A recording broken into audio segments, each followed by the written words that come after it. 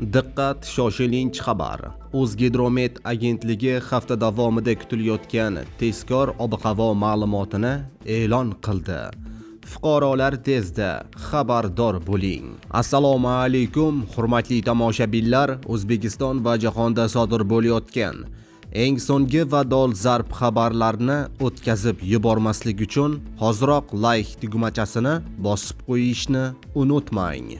Diqqat qiling, O'zbekistonda 10-dan 12-iyun kunlarigacha respublika hududining katta qismida asosan kam bulutli ob-havo kuzatiladi. Yog'ingarchilik kutilmaydi. Faqatgina Farg'ona vodiysi viloyatlarining ba'zi joylarida qisqa muddatli yomg'ir yog'ib, momaqaldiroq bo'lishi mumkin. Ushbu kunlarda shamol tezligi 7-12 metr/sekund tezlikda esadi. Vaqti bilan 13-18 metr/sekundgacha kuchayishi, ayrim joylarda esa chang to'zonlar bilan kuzatilishi mumkin. Hafta davomida poytaxtimiz Toshkentda yog'ingarchilik kutilmaydi. Harorat 35-37 daraja issiq bo'ladi.